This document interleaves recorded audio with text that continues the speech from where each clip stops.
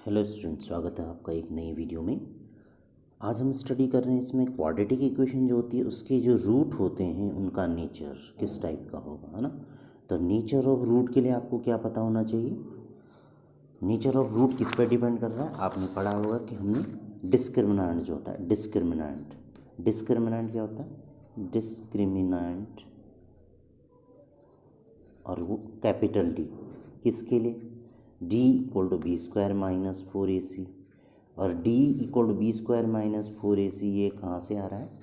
इससे पहले कि मैं क्वाड्रेटिक फॉर्मूला बता दूँ, क्वाड्रेटिक फॉर्मूला क्या होता है, X equal to minus B plus minus root B square minus 4ac upon 2a, है ना। ये क्वाड्रेटिक फॉर्मूला है, क्वाड्रेटिक फॉर्मूला। इसका क्या यूज है ना, और इसकी क्यों ज़रूरत पड़ी। ठीक है, क्वाड्रेटिक जो फॉर्मूला है हमारा, ये X equal to minus B plus minus B square minus 4ac upon 2a है। इसकी हमें ज़रूरत क्यों पड़ी, इसकी ज़रूरत हमें इसलिए पड़ी क्योंकि जब भी आप देखा होगा आपने, जब आप फैक्टर करते हैं, आपको जो क्वाड्रेटिक इक्वेशन जब गिवन होगी उसके आप जब फैक्टर करोगे तो आपको क्या कभी कभी होता है कि आपके पास जो इक्वेशन होगी, आपके पास जो भी इक्वेशन होगी आप उसके फैक्टर नहीं कर पाते। तो जब आपका किसी भी क्वाड्रेटिक इक्वेशन के आप फैक्टर नहीं कर पाते तब हम क्वाड्रेटिक फॉर्मूले का यूज़ करते हैं, है ना। ठीक है, तो इसमें क्या है, जो बी स्क्वायर माइनस 4ac है इसको हम डिस्क्रिमिनेंट कहते हैं। ठीक है, और ये इस पे आपका नेचर ऑफ रूट्स डिपेंड करता है। नेचर ऑफ रूट मीन्स जो क्वाड्रेटिक इक्वेशन के जो रूट हैं उनका नेचर किस टाइप का होगा। फर्स्ट कंडीशन है, अगर आपका डी अगर ज़ीरो आता है, डी इक्वल टू जीरो का मतलब अगर बी स्क्वायर माइनस 4ac की वैल्यू आपकी ज़ीरो आती है तो उस केस में जो रूट जो होंगे, root are real and equal होंगे। रूट रियल और इक्वल का मीनिंग क्या है, सपोज आपने कोई भी क्वाड्रेटिक इक्वेशन सॉल्व करी और उसमें रूट आपका सपोज वन और वन आ रहा है, तो ये दोनों रियल हैं और इक्वल। रियल मीन्स आपका रियल वैल्यू, है ना। दूसरी कंडीशन है, अगर डी अगर आपका ग्रेटर देन जीरो आता है तो उस केस में रूट रियल होंगे, root are real and unequal का मतलब जो एक्स या जिसमें भी आपका जिस भी वेरिएबल में आपकी इक्वेशन है उस केस में आपका क्या होगा, रूट क्या होंगे, रियल एंड अनइक्वल होंगे। सपोज एक्स की वैल्यू आपने निकाली और वैल्यू 1 और 2 आ रही है तो यहाँ पे रूट रियल है बट अनइक्वल है। तीसरी कंडीशन है बच्चों, अगर आपका डी अगर लेस देन जीरो है, लेस देन जीरो का मतलब अगर आपका B square minus 4ac negative आ जाता है तो उस केस में नो रियल रूट एग्जिस्ट, कोई भी रियल रूट एग्जिस्ट नहीं करते। ठीक है ना, तो आपको ये समझना है, नो रियल रूट एग्जिस्ट। तो 3 कंडीशन हो गई किसके लिए, डिस्क्रिमिनेंट के लिए। तो इस भी बेस क्वेश्चन देख रहे हैं, क्वेश्चन देखते हैं, एनसीईआरटी बेस क्वेश्चन है आपका।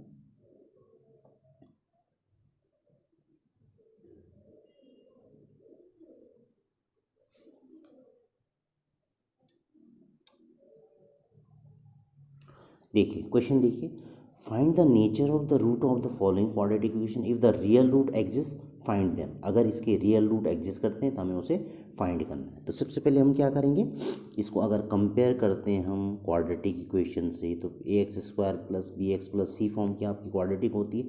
इसमें सबसे पहले उन वैल्यू को लिख लो, a कितना है, a equal to 2, b sign के साथ हमें लेनी है वैल्यू, ठीक है ना, साइन के साथ -3, और c कितना है 5 है।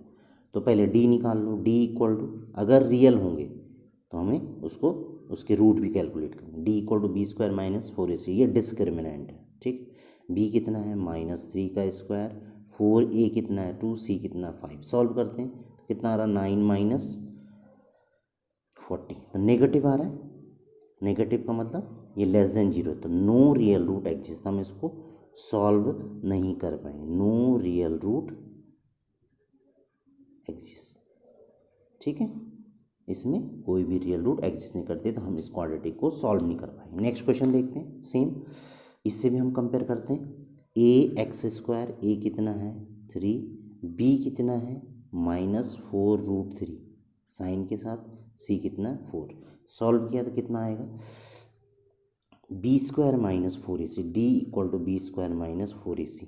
सॉल्व किया तो कितना आएगा आपका, बी कितना है -4√3 का होल स्क्वायर -4, ए कितना है 3, सी आपका 4। सॉल्व करते हैं। इसमें बहुत सारे बच्चे कंफ्यूज होते हैं, तो कैसे सॉल्व करना है इसको। देखो इसमें आपका -4 का स्क्वायर कितना होगा 16 × 3 48 है ना, 4 3 = 12, 4 = 48, 48 - 48 कितना हो जाएगा 0। तो डी कितना आ रहा है 0। तो इसका मतलब डी इक्वल टू 0 के लिए क्या कंडीशन बताई थी अभी, डी इक्वल टू 0 के लिए रूट क्या होंगे, रियल और इक्वल होंगे। देखो कंडीशन बताई थी ना अभी, अगर डी आपका 0 आ जाता है तो उस केस में रूट रियल और इक्वल होंगे। तो कैसे सॉल्व कर लेंगे इसको। देखो ये जो बी स्क्वायर -4ac आपको मिल रहा है, किससे मिला, क्वाड्रेटिक फॉर्मूले का ही एक पार्ट है वो। तो कितना हो जाएगा, x equal to -b plus -b square -4ac upon 2a। तो ये पूरा 0 हो गया। बी स्क्वायर -4ac अगर पूरा 0 हो जाता तो क्या बनेगा, b कितना है -b, ये माइनस का माइनस माइनस प्लस हो जाएगा -4√3, ये पूरा 0 है, 2 × a कितना है 3 है, तो ये माइनस माइनस कितना हो गया प्लस, तो कितना हो जाएगा 4√3 अपॉन 6। इसको सिंप्लीफाई करेंगे, 2 2 3 = 6, 2√3 अपॉन 3, और दूसरे की वैल्यू भी उतनी होगी। क्यों, ये समझ रहे हो आपको क्यों, इसकी दोनों वैल्यू सेम क्यों होंगी, क्योंकि आपका d इक्वल टू जब 0 होता है तो उसके जो रूट होते हैं रियल और इक्वल होते हैं, दोनों वैल्यू सेम होंगी। ठीक है, नेक्स्ट क्वेश्चन देखते हैं। अब नेक्स्ट क्वेश्चन थोड़ा सा दूसरे पैटर्न का है, उसमें आपको क्या समझना है, find the value of k for each of the following quadratic equation so that they have a equal root. इनमें कंडीशन दे दी उसने, पहले आपको कंडीशन दे दी गई है, क्या होगा कि रूट उसके क्या है इक्वल है, रियल और इक्वल, रियल तो होंगे इक्वल है। तो रियल रूट की इक्वल रूट की कंडीशन क्या है, इक्वल रूट है, तो d इक्वल टू क्या होगा 0 होगा। d क्या होता है, डिस्क्रिमिनेंट होता है बच्चों, है ना, डिस्क्रिमिनेंट क्या होता है, डिस्क्रिमिनेंट होता है। और इसको कैसे कैलकुलेट करते हैं, d equal to B square -4ac। अब आप ये बोल रहे होंगे कि b, a और c कहाँ से आ रहा है, जो हमारा जनरल इक्वेशन होती है वो ये होती है ax² + bx + c। तो b क्या है, x का कोफिशिएंट है, a क्या है x² का कोफिशिएंट है, c क्या है कांस्टेंट टर्म है, हम इसमें वैल्यू रखते हैं। अब इसमें हमें k की वैल्यू पूछ रहे हैं, किसकी वैल्यू पूछ रहे हैं, k की वैल्यू पूछ रहे हैं। तो k की वैल्यू क्या होगी, देखो यहाँ से देखो, क्वेश्चन क्या है 2x² + kx + 3, a कितना है 2, b कितना है k, और c कितना है 3। वैल्यू रखते हैं तो कितना होगा, अब क्या दे रखा कि रूट क्या है रियल और इक्वल है, तो d 0 होगा, b स्क्वायर k का स्क्वायर 4, a कितना है 2, c कितना है। ठीक है, सॉल्व कर लेंगे, ये सारी मल्टीप्लाई हो गई, इधर ट्रांसपोज हो जाएगा, 4 2 = 8 3 = 24, है ना। अब हमें k की वैल्यू निकालनी, तो 24 को हम क्या लिख सकते हैं, फैक्टर की टर्म में।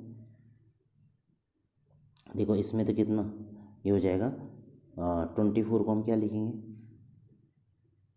2 2 = 4, 2 = 8 3 = 24। ये इसके पेयर बन रहा है, इनका पेयर नहीं बन रहा, तो k की वैल्यू क्या हो जाएगी +-2√6। इसका पेयर नहीं बन रहा है, तो इसको हम रूट के अंदर लिख लेंगे, तो ये k की वैल्यू होगी। ठीक है ना, आई होप आपको समझ में आ रहा होगा। दोबारा बता देता हूँ, जब हम इसमें k की वैल्यू निकालेंगे तो राइट साइड में 24 के हमने पेयर क्यों बनाए, प्राइम फैक्टर में क्यों ब्रेक किया, क्योंकि वो परफेक्ट स्क्वायर नहीं है ना, तो हम उसको लोएस्ट टर्म में ब्रेक कर देंगे। 2 2 = 4, 2 = 8 3 = 24, इसके हमने पेयर बनाए, तो पेयर बना के ये 2 अलग हो जाएगा, 2 और 3 के पेयर नहीं बन रहे तो उसको 6 6 आ रहा है ना, 2 3 जा 6 रूट के साथ लिख देंगे, है ना। प्लस माइनस क्यों लिखा, क्योंकि इसकी पावर 2 है, हाईएस्ट पावर 2 है, तो कितने डिग्री, जितने डिग्री की इक्वेशन होती है उतने रूट एग्जिस्ट करते हैं, एक प्लस में होगा एक माइनस में। दूसरा क्वेश्चन देखते हैं, इसके लिए भी वही कंडीशन है कि उसके क्या है, रूट्स क्या है, इक्वल है। तो क्या लिखेंगे, इस इक्वेशन को हम सही से लिख देंगे, के x square minus 2 K X plus 6 equal to 0। Root क्या है, इक्वल है, तो डी इक्वल टू 0।